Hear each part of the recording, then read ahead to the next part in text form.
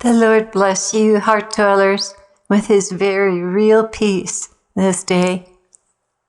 I have to say I'm gaining understanding in all that we've been through together since the elections, and I'm feeling the breeze of new life blowing on our little garden.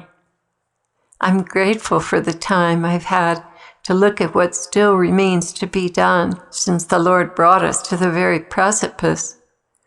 And yet that's not quite accurate. It was the condition of the world that brought us to the very precipice. And I'm eternally grateful for the Father's mercy. My heart was a bit unsteady because yesterday I had received Rhema's on unity and living in brotherly accord. I made note of that, but could not see its application. So I asked him, Lord, what is on your heart tonight? He began, My dearest, it is unity and the bond of brotherly love between brothers and sisters. Nothing pleases me more than to see my children looking out for one another, honest, humble, serving, and encouraging. When you open yourself up to the world, that is to say, your flaws, your struggles, inadequacies, the world chastises, alienates, and rejects you. Not so in heaven. In heaven, all is transparent, and love has completely washed away fault-finding, rejection, and one-upmanship. In heaven, when failures have happened, all rush to comfort and reinforce the soul's value. In the secular world, that transparency is often taken as an opportunity to make others feel lesser by touting a certain attitude of flawlessness. This hurts me to no end, he continued, because I do not condemn those who have confessed their weaknesses. I rush to their side to help them rise up and try again. Do you remember when you visited the Carmelite monastery in heaven? You were seated at the long table with all the sisters and I. When St. Faustina entered, you became first jealous, then ashamed of your jealousy.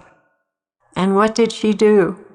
She rushed to your side with teary eyes and made you feel so much better by telling you of her own faults and shortcomings on earth.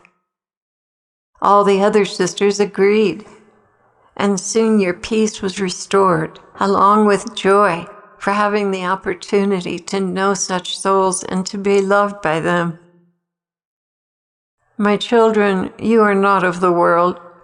You are not to display the behavior of the world or the world's reactions to the weaknesses of your brothers and sisters. When one hurts because of their failure, you are not to lord it over them with your exclamations that you don't make such mistakes. This is the sign of weak character and the patterns of behavior you learned in the world. And further, it's not becoming of my bride in the least. Rather, I want you to do as I would do. Rush to comfort them. Be honest about your own failings. In this way, you are cementing the bond of brotherly love and not wishing to elevate yourself over another, which brings about division. The confession of your faults is both honest and loving and encourages the whole community to love one another unconditionally, even as it is in heaven. If you have sincerely left the world behind and have come away with me to the deserted place, you will have no need of posturing or strengthening your image in the eyes of others.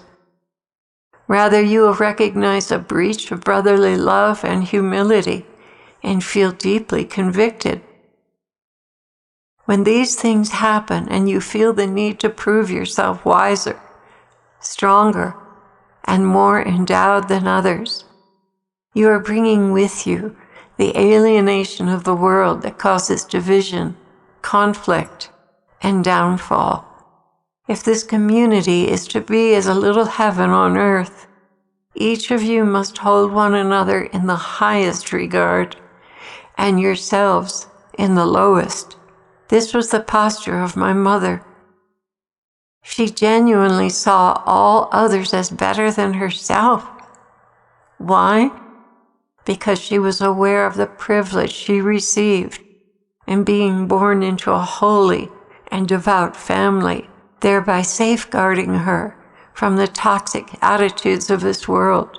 She reasoned in her heart and mind that it was by divine grace that she was kept, and if not for that, she would be no better than the worst examples in her village. She saw her nothingness and was deeply humbled by the immense privilege granted her by God alone. She guarded this with the utmost care, knowing that to lose this grace was paramount to sin.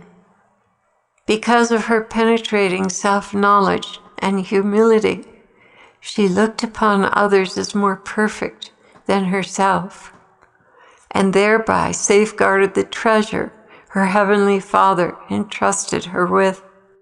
I wish for all of you to have this kind of humility. Always see one another as better than yourselves. Contemplate the goodness in another and recognize your very real and honest lack in the area where others excel. This will keep you from falling from grace and build a firm foundation of humility, which I will use to increase the virtues and gifts in your lives. When you seek to elevate and set yourself apart from others as being better, when you take on competitive posturing, I must take the time to bring you into a state of painful reality, the state of your true condition. I prefer you to discover this on your own and come to me for healing, rather than I having to acquaint you with your very real frailties and failings. So go now and build one another up. Come to the rescue of those hurting souls around you. Do not give place to the petty and toxic dynamics you left the world to get rid of. Rather, embrace the humility of my mother, who in truth made herself littler in her own eyes than any other creature on earth. To the glory of my Father in heaven. Amen.